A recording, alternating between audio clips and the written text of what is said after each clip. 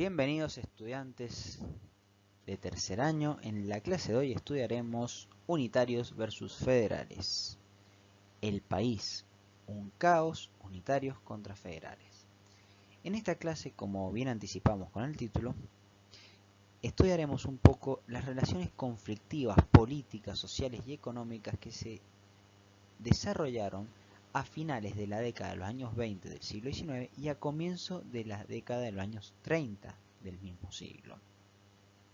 Cómo el país intentaba organizarse y el consenso no era uno de sus principales medios por el cual se llevó a cabo estos cambios, sino más bien la guerra, la violencia y la sangre. Bienvenidos a este nuevo espacio. Lavalle ha quedado como un gobernador en Buenos Aires luego de haber irrumpido con el gobierno de Manuel Dorrego y haberlo mandado a fusilar.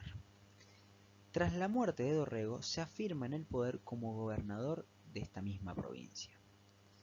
Como la opinión general no lo sigue, recurre a la represión. Recordemos que ya la Convención de Santa Fe, que seguía vigente, había repudiado este accionar de Lavalle.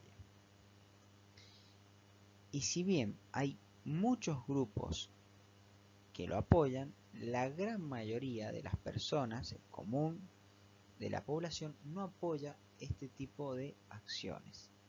Sin embargo, cuando están las armas de por medio, era muy fácil convencer a la población o someterla a que no haya otra opinión. Por ende, la fuerza unitaria no se hace esperar y buscarán restaurar dentro del país su concepción del Estado unitario. El general José María Paz, unitario y excombatiente de la Guerra del Brasil, pretende apoderarse del gobierno de su provincia. ¿Cuál era? Córdoba. ¿Recuerdan quién era el caudillo de aquel momento? En Córdoba era Bustos. Que Bustos era federal y José María Paz, o General Paz, es unitario. Bueno, en este caso, Bustos toma la misma decisión que Dorrego y huye de la ciudad, conociendo lo que ya le había pasado a Dorrego, que era muy probable que le hicieran lo mismo. Por ende, Córdoba cae en poder unitario. Entonces, si hacemos un recuento, Buenos Aires está en poder de Lavalle y Córdoba ahora está en poder del General Paz, que también es unitario. Ambas provincias, que son muy importantes para la Argentina, están en poder unitario. La concepción de entre unitario y federal, como dijimos anteriormente, tenemos que percibirla de la concepción o el imaginario del Estado que ellos desean. Cuando hablamos de que un Estado sea unitario, busca una centralización en pos del país. ¿Qué quiere decir? Centraliza todo el poder en pos y en virtud de mejorar al país en sí mismo y de que a través de la provincia que recaude todos esos recursos los redistribuya según las conveniencias que crea pertinente las autoridades unitarias. Mientras tanto, los federales tienen la concepción de establecer gobiernos y formas de acción política que se adecúen más a la realidad de cada región. Por ende, se debe tener en cuenta la autonomía de esas provincias y conocer de una manera u otra la realidad de cada una. Y no depositar todos los recursos y todas las decisiones en acciones de un Estado centralizado que piense por ellos mismos. Sabemos que desde los comienzos de nuestra vida independiente, Buenos Aires ejerció una política centralizadora y absorbente. ¿Se acuerdan? Desde el primer momento pasó esto. que no tardó en chocar con las provincias, las cuales se erigieron en celosas defensoras de su autonomía. ¿Qué significa esto? Que las propias provincias no querían que les manejaran un gobernante de otra provincia su propio territorio. Pero en la concepción unitaria, lo que determina el gobierno nacional es influyente para todos y de esa manera se baja una postura o una línea de acción política. Expresión de estos antagonismos fueron los dos grandes partidos denominados unitarios y federales, que van a disputarse durante muchos años el predominio nacional.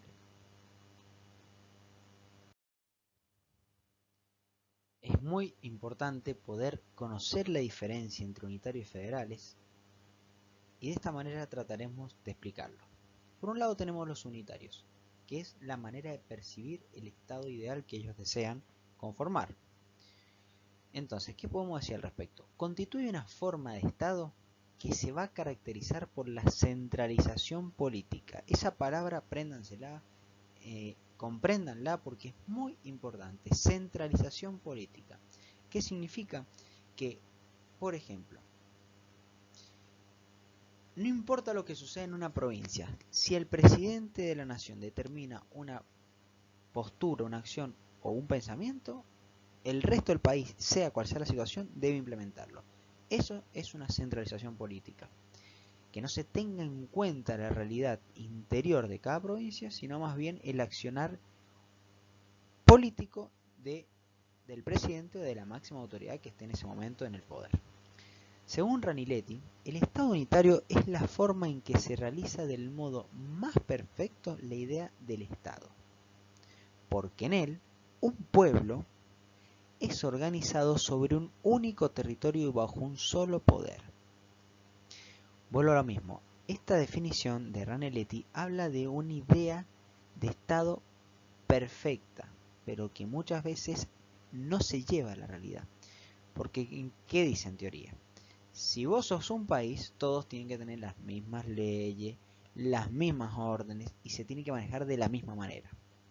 Es cierto. Sin embargo, en un país tan diferente y grande como el nuestro, eso es en muchas ocasiones muy difícil de llevarlo a la práctica.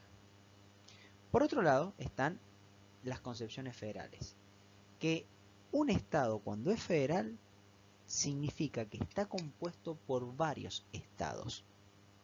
O sea, el Estado argentino, si es federal, está compuesto por varios estados provinciales, donde solo el primero es el titular de la soberanía. ¿Quién es el primero? El Estado argentino, diríamos.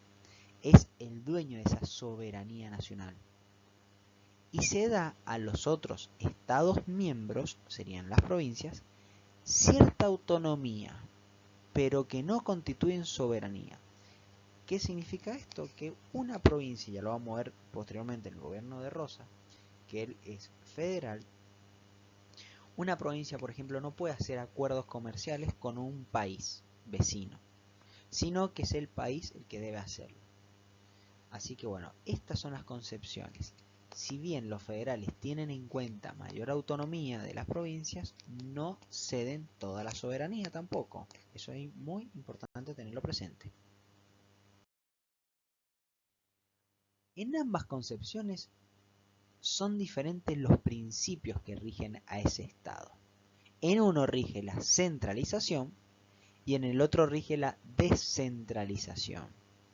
Son dos principios diferentes de manifestaciones de la organización del Estado, según que la impulsión está en la que se emane o no de un centro único. Por ende, si un Estado es centralizado o unitario, va a ser el centro el que ordene y diga qué hacer, cómo hacer, cuándo hacer. Cuando un Estado es federal, se tendrá en cuenta las autonomías de las provincias para ver qué hacer, cuándo y dónde hacer. El panorama político es muy complicado. Por un lado, encontramos que en Buenos Aires luchan el gobernador Lavalle y está pintado en azul a propósito para que ustedes puedan diferenciar Los azules son unitarios y los rojos son federales.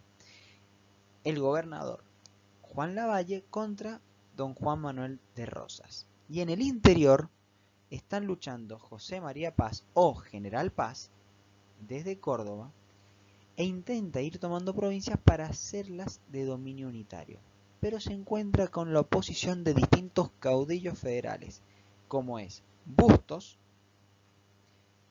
que es cordobés, Estanislao López, que es santafesino, y Facundo Quiroga, que es riojano.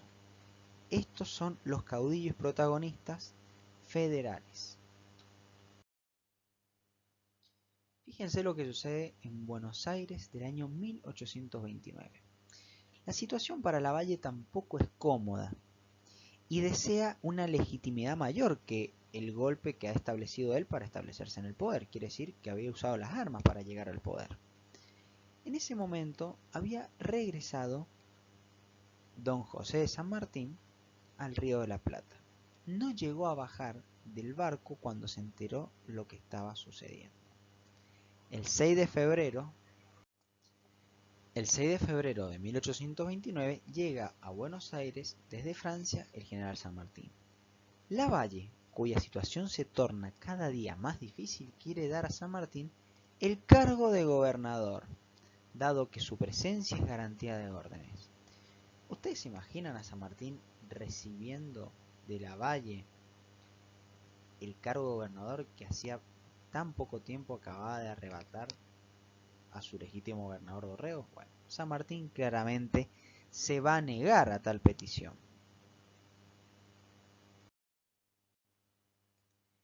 Ante la negativa de don José, perciben los federales que tienen una opción.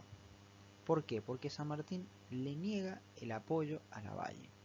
Por ende, mucha gente ve en ese acto una mirada un tanto diferente de lo que vienen percibiendo y se dan cuenta que tal vez la concepción y el accionar de los unitarios no era el más idóneo o correcto para el momento. Don Juan Manuel de Rosas, a la cabeza de su grupo federal, decide ir a Buenos Aires contra Lavalle. La batalla se produce en Puente de Márquez y allí los unitarios son derrotados el 26 de abril de 1829. Entonces, recordemos algunas fechas. En diciembre del 28 fusilan a Dorrego. Desde diciembre hasta abril había estado gobernando Lavalle Buenos Aires, ¿sí? Y ahora Rosas le quita la provincia por medio de la batalla de Puente de Márquez. ¿Cuáles son las consecuencias de esa batalla? Lavalle decide entrevistarse con Rosas para hacer una tregua y se establece en un primer momento el Pacto de Cañuelas. ¿Qué proponía ese Pacto de Cañuelas? Se ponen de acuerdo en que la Junta de Representantes de la ciudad debía elegir a un nuevo gobernador. Pero esta junta fracasa, por ende ese pacto no se lleva a cabo.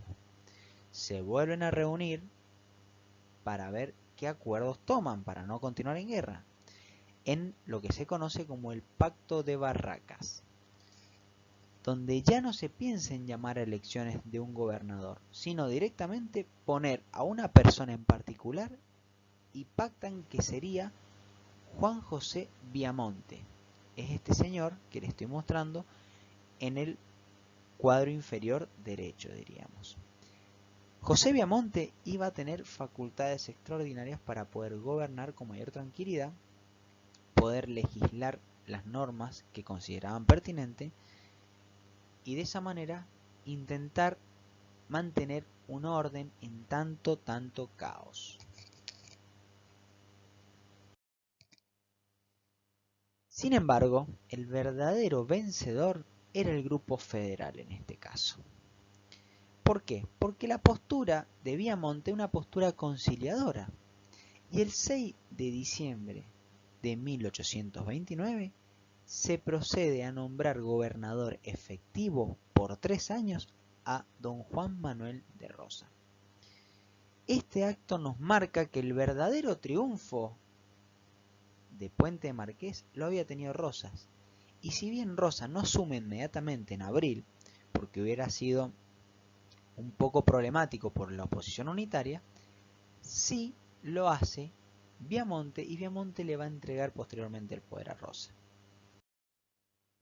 Mientras tanto, ¿qué sucede en el interior? Bueno, General Paz ataca a Facundo Quiroga, que es el comandante de armas de La Rioja, y que cuenta con un ejército integrado por riojanos, catamarqueños, mendocinos y puntanos.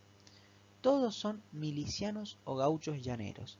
¿Qué significa milicianos? Milicianos significa que no son soldados, son personas común y corriente, ordinarias diríamos, que los preparan con las más básicas estrategias de lucha. Por ende no son soldados profesionales. Bueno, se produce el combate de la Tablada, donde, que esta es la escena que podemos ver. Arriba del caballo blanco vemos a Facundo Quiroga, siempre caracterizado por sus grandes patillas y su grueso bigote. En la batalla de la Tablada del año 1829 son derrotadas ahora las fuerzas federales y el triunfo se lo lleva Paz.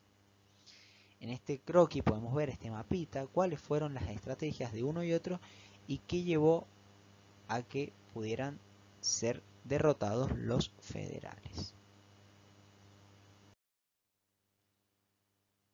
Por ende, si bien vemos que en Buenos Aires Rosas ha ganado, en el interior está perdiendo. Y hay una preponderancia unitaria. General Paz se afirma en el interior. Las provincias de Salta, Tucumán y Catamarca le son fieles, además de Córdoba, por supuesto, que era su provincia. Luego se le va a sumar Mendoza, San Juan, San Luis, La Rioja y Santiago del Estero. Quiere decir que prácticamente todo el país tenía influencia unitaria.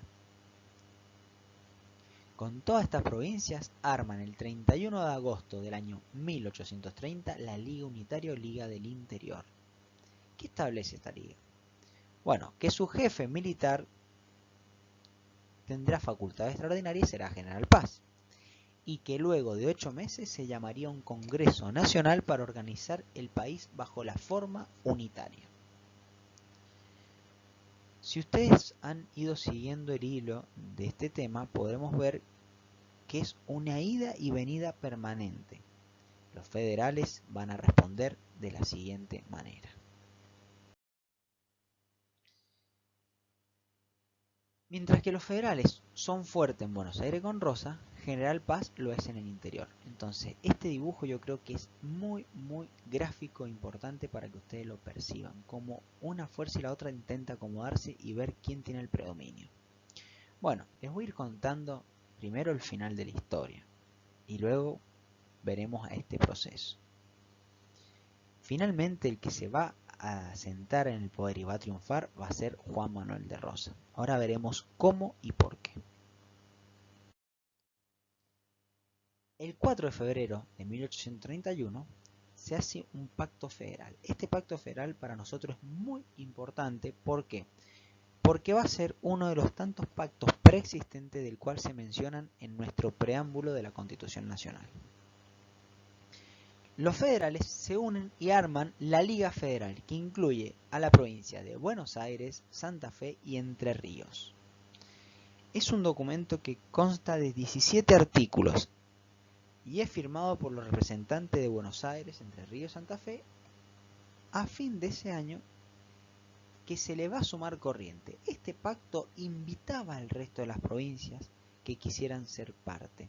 Si bien los que firman en un comienzo son ellos, poco a poco se irá viendo cómo ese pacto se va complementando con las otras provincias que eran o tenían influencia unitaria. A continuación pasaremos a ver por qué es tan importante este pacto federal y qué establece. Primer punto, es una alianza ofensiva y defensiva de las provincias firmantes. Las provincias se comprometen a ayudarse mutuamente frente a cualquier ataque o iniciativa de atacar. Fíjense, son pactos que buscan cuidar y protegerse mutuamente. Punto 2. Se reconoce que los habitantes de las provincias firmantes tienen igualdad de derecho en el territorio de los demás. Pueden entrar, salir, comerciar, trabajar, recibir protección y seguridad como si hubieran nacido en ella. ¿Qué quiere decir? Recuerden que ese pacto lo firma Buenos Aires, Santa Fe y Entre Ríos, y después se suma Corrientes. En aquel momento, en este momento de guerra interna, a uno le parecería normal. Me voy de una provincia a la otra y se me protege de igual manera y recibo cierta seguridad. Bueno, en aquel momento no lo era. Entonces, ese pacto fue muy importante para poder otorgar esa legitimidad. Punto 3.